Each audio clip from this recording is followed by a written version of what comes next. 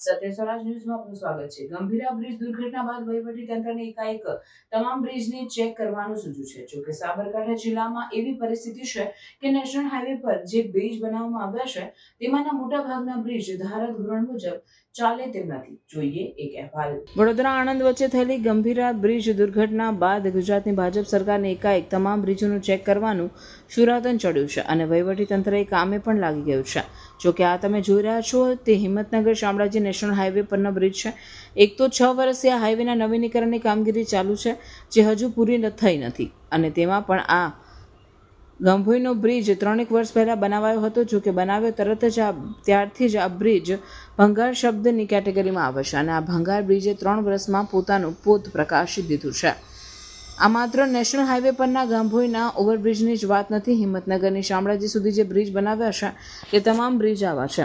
બ્રિજનું કામ પૂર્ણ થતાની સાથે જ 3 મહિનામાં તો બ્રિજનું ડામર વખૂટી જાય છે અને ખાડા પડી જાય છે। બ્રિજની એંગલો ઠેકાણા વગરની છે, ઠેર ઠેર તિરાડો પડી ગઈ છે અને કરણપુર પાસે તો બ્રિજ ઉપરથી બેઠો હોય એમ એક સાઈડથી ફૂલવા માંડે છે અને તેમાં પણ અરવલ્લી જિલ્લાના દાવલી પાસેના બ્રિજને તો રીતસર જાણે ફાંદ બહાર નીકળી હોય તેમ સાઈડો બહાર નીકળી છે અને આમ છતાં વહીવટીતંત્ર હોતી હૈ ચલતી હૈ કહીને બ્રિજની આજુબાજુ ઘાસ સાફ કરાવીને સંતોષ માની રહ્યું છે। 3 વર્ષ પહેલાં ચેતક કંપની દ્વારા બ્રિજ બનાવવામાં આવ્યો હતો। જોકે ચેતક કન્સ્ટ્રક્શન કંપનીના નામની રામાયણ પહેલેથી જ હતી અને અત્યારે તે હાલમાં કાયદાકીય મુશ્કેલીઓનો સામનો કરી રહી છે। ત્યારે હાલમાં જે એજન્સી આનું કામ કરી રહી છે તે એજન્સીએ બનાવેલા રોડમાં પણ 15 દિવસમાં ખાડા પડ્યા હતા, જેને લઈને આ રોડોની ગુણવત્તા સામે સવાલો ઊભા થયા છે। તમને જણાવી દઈએ કે સુરતથી ઇજનેરોની ટીમ તાજેતરમાં ગાંભોઈ આવી હતી અને બ્રિજના સ્ટ્રક્ચરની ચકાસણી કરી હતી। જોકે બ્રિજની હાલત અને બ્રિજને નીકળેલી ફાંદ જોઈને એક સમયે તેઓ પણ વિચારવા માંડ્યા હતા। કરોડો રૂપિયાના ખર્ચે આ બ્રિજો બન્યા છે, પરંતુ ગુણવત્તા વગરના બ્રિજોના કારણે સરકારના પૈસા એડી ગયા છે અને લોકોને ટેક્સ ભરવા છતાં સુખાકારી મળી નથી। નેશનલ હાઈવે નંબર 48 પર બનેલા બ્રિજોની જો પ્રામાણિકતાથી તપાસ કરવામાં આવે તો મોટાભાગના બ્રિજ તોડવા પડે તેવી પરિસ્થિતિ ઊભી થાય તેમ છે। જોકે આ તો ભાજપ સરકાર છે, કોન્ટ્રાક્ટરના અંદરખાને ભાજપ સાથે છેડા અડે છે એટલે લોકોની સુરક્ષા રહી એક બાજુ, પહેલા કોન્ટ્રાક્ટરોને સાચવવા પડે તેવી સરકારની હાલત છે।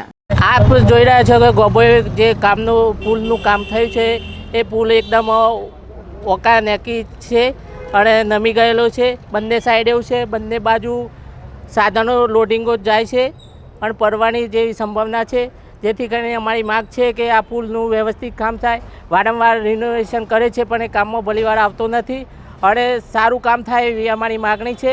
વત્તા બાજુમાં જો અચાનક નમી પડશે તો નીચે આવેલા સાધનોને નુકસાન થશે, બાળકો મળી જશે, કોઈક મળી જશે, એવી જવાબદારી કોણ લેશે એવું અમારી રજૂઆત છે।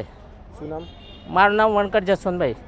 ગોબોઈ નેશનલ હાઈવે રોડ ઉપર ગાંભોઈ બજારની વચ્ચોવચ્ચ જે 2 કિલોમીટર લાંબો બ્રિજ બનેલ છે એ બ્રિજની કામગીરી જે તે વખતના કોન્ટ્રાક્ટરો બી એટલા પણ બદલાઈ ગયા, 4 થી 5 કોન્ટ્રાક્ટરો બદલાઈ ગયા, બરાબર। બ્રિજની કામગીરી 100% નબળી થયેલી છે। એની અંદર મટીરિયલ જે વાપર્યું જે બી કામગીરી કરી હોય કામગીરી સારી કરેલી નથી। બ્રિજની અંદર પાણી પડે છે, બ્રિજ વાઇબ્રેટ બી કરે છે અને લોકોને દહેશત રહેશે બ્રિજ ગમે ત્યારે પડશે, એટલે અમને બી ઘણા કહે છે કે આ બ્રિજનું કંઈ કરાવો, બરાબર। એટલે નવેસરથી બ્રિજ બને અને નોન યુઝમાં મૂકીને નવો બ્રિજ બને 2 કિલોમીટર અને આગળ રણાસણ ચોકડી છે ત્યાં પણ એક મોટી પેલી આપે ગેપ આપે, બરાબર। તો ટ્રાફિકની સમસ્યા એક્સિડન્ટ પણ ઓછા થાય, એટલે બ્રિજને થોડો અડધો કિલોમીટર લંબાવવો બી પડશે, બરાબર। તથા શું નામ આપણું? ભગવાનદાસ ચૌધરી। ની અંદર શામળાજીથી માંડીને ચિલોડા સુધી એક પણ પુલ્યું સારું નથી, બધા પુલ્ય પર ખાડા પડે છે।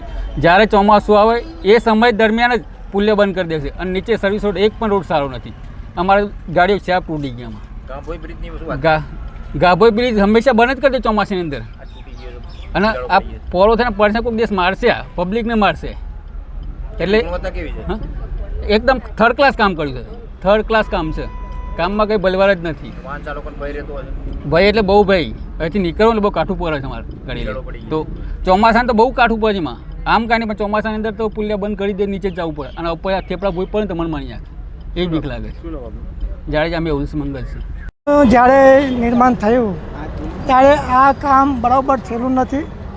વારંવાર કોન્ટ્રાક્ટર પણ અમે બજારવાળા અને આગેવાનોએ પણ રજૂઆત કરેલી, છતાં આ કામ એમને મનફાળીમાં કામ કરેલું છે અને આ બ્રિજનું કામ બરાબર થયેલું નથી। એટલે મારે કહેવું છે કે આ બંને બાજુ પડખો નમી ગયેલો છે. અવર જવરના સાધનો લોડિંગવાળા જો સાધન અતિશય દોડાદોડ થશે તો આ બ્રિજ ફાટી પડવાની સંભાવના છે.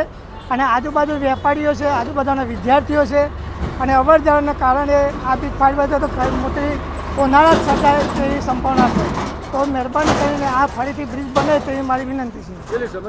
સમસ્યા તો બધી ઘણી જ છે. આ તમે જોયું, વિડીયો લીધેલો છે, બંને પડખો ફાટી ગયેલો છે અને કયા ટાઈમે ફાટી જાય કોઈ નક્કી જ નથી. એટલે આ તાત્કાલિક ઓનું રિનેશન નહીં, આ ફરીથી થર્ડ મુખથી જ પાયાથી જો નવાસરથી થાય તો જ આ પુલનું બંધારણ થાય એવું છે. સતીશભાઈ પ્રજાપતિ. આજુબાજુ ભિલોડા હિંમતનગર જવા માટે દિલ્હીથી આ જોડતો બ્રિજ છે અને જર્જરિત છે અને ગાંભોઈ 2 ભાગમાં વેચાયેલું છે અને ઉપરનું લોડિંગ ગાડીઓ જોઈ છે અને ચોમાસું 2 સાઈડે તિરાડો પડી ક્યારે પડે લોકોને જાનનો જોખમ છે. સરકારને એવી વિનંતી છે આના માટે તાત્કાલિક કોઈ અધિકારીઓ આવીને તપાસ કરે અને નવેસરથી કરે એવી માગણી છે. સમસ્યા સાહેબ બહુ છે અને ક્યારે પડી જાય અને જાનનું જોખમ છે. આજુબાજુ પબ્લિક જતું હોય છે, સ્ટેન્ડ છે. એટલે અમે સરકારને એવી વિનંતી છે કે આના માટે તાત્કાલિક ધોરણે પગલાં લેવા જોઈએ. પ્રફુલભાઈ ન્યાય. આપણે જોઈ શકીએ છીએ કે 4 વર્ષથી જે પુલ બનાવેલો છે એની અંદર ઉપર ખાડા પડેલા છે, પોપટાઓ ખોડેલા છે અને વરસાદ પડવાથી ઘણી વખતે પાણી પણ ભરાતું હોય છે. વાહનોને ડાયવર્ટ પણ કરતા હોય છે એટલે ફૂલ પબ્લિકને ટ્રાફિક પણ લાગતું હોય છે. એના કારણે નીચેથી જવું પડશે. નીચે પણ આ પુલ લગાવેલા છે એટલે ટ્રાફિકની ફૂલ સમસ્યા છે. સમસ્યા તો બહુ જ છે. આપણે ઉપર જઈને તમે કદાચ કવર કરશો તો ખબર પડશે કે કેટલું ઉપર જોખમી ભર્યું છે. બંને બાજુથી થોડું તૂટેલું છે, નમેલું પણ છે.